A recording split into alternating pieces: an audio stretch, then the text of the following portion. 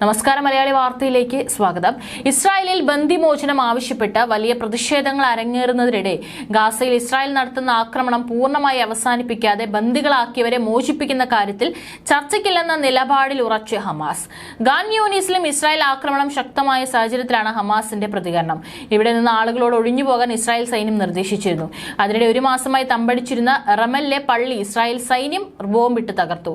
പള്ളിക്കുള്ളിൽ ഹമാസിന്റെ ടണൽ കണ്ടെത്തിയെന്ന് ആരോപിച്ചാണ് തകർത്തത്.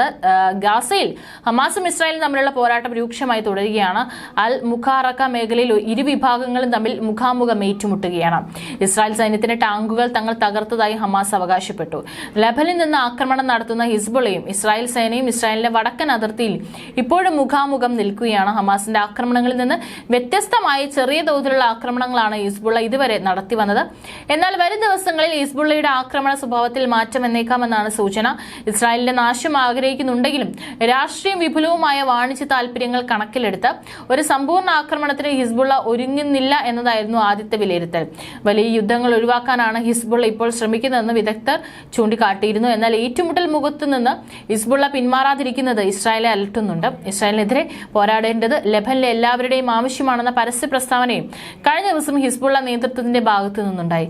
ഇതിന് പിന്നാലെ വടക്കൻ അതിർത്തിയിലെ സൈനിക വിന്യാസം ഇസ്രായേൽ വർദ്ധിപ്പിച്ചു. ഹിസ്ബുള്ളയുടെ ഭാഗത്തു നിന്ന് വലിയ ആക്രമണങ്ങൾ ഉണ്ടാകാതിരിക്കുന്നത് തങ്ങളുടെ ചെറുത്തുനിൽപ്പിന്റെ വിജയമായല്ല ഇസ്രായേൽ കാണുന്നത്. മറിച്ച് ഹിസ്ബുള്ള ഏത് നിമിഷവും ആക്രമണത്തിന്റെ സ്വഭാവം മാറ്റിയേക്കാമെന്നാണ് ഇസ്രായേൽ ഭയപ്പെടുന്നത്. ഹിസ്ബുള്ളയുമായുള്ള ചർച്ചകൾക്ക് ഇസ്രായേൽ ശ്രമിക്കുന്നുണ്ട് എന്നാണ് സൂചന.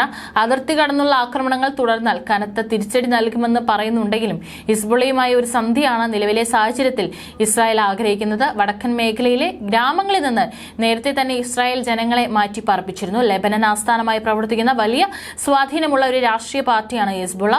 മിഡിൽ ഈസ്റ്റിലെ ഏറ്റവും പ്രധാനപ്പെട്ട ഇസ്ലാമിക പ്രസ്ഥാനമായ ഹിസ്ബുള്ള ലെബനീസ് ആഭ്യന്തര യുദ്ധത്തിനിടയിൽ 1982 രൂപീകരിക്കപ്പെട്ടത്. ഇറാന്റെ പിന്തുണയിലെ ചില സംഘടനകളുടെ സഹായത്തോടെയാണ് ഇത് പ്രവർത്തിക്കുന്നത്. TV സ്റ്റേഷനുകളും ക്ലിനിക്കുകളും സ്കൂളുകളും ഉൾപ്പെടെയുള്ള സേവനങ്ങളുടെ വിപുലമായ ശൃംഖലയും ഇവർ കൈകാര്യം ചെയ്യുന്നു. നിയമവിരുദ്ധവും അല്ലാത്തതുമായ നിരവധി ബിസിനസ്സുകളിലൂടെ കോടിക്കണക്കിന് ഡോളറുകൾ ഹിസ്ബുള്ള ഉണ്ടാക്കുന്നുണ്ട്. പല മേഖലകളിലായി വ്യാപിച്ചു കിടക്കുന്ന വിശാലമായ സ്വാധീനവും ഇറാനും സിറിയയുമായുള്ള അടുത്ത ബന്ധവും പല അടിയന്തര ഘട്ടങ്ങളിലും ഹിസ്ബുള്ളയ്ക്ക് സഹായകമായിട്ടുണ്ട്. ഹിസ്ബുള്ളയും ഹമാസും 1980 രൂപീകരിക്കുന്നത്. രണ്ടും പ്രതിരോധ സംഘടനകളായാണ് കണക്കാക്കുന്നത്. എന്നാൽ കാഴ്ചപ്പാടുകളിലും ഇസ്ലാമിക വിഭാഗത്തിലും ഇരുവരും തമ്മിൽ വ്യത്യാസമുണ്ട്. ഹമാസ് സുന്നി മുസ്ലിം ബ്രദർഹുഡ് പ്രസ്ഥാനത്തിന്റെ ആശയങ്ങൾ പങ്കിടുന്ന സംഘടനയാണ്. എന്നാൽ ഹിസ്ബുള്ളയുടെ ആശയപരമായ ഉറവ ഇറാനിൽ നടന്ന ഇസ്ലാമിക വിപ്ലവമാണ്. എങ്കിലും രണ്ട് സംഘടനകളും ദീർഘകാലമായി സഖ്യകക്ഷികളാണ്.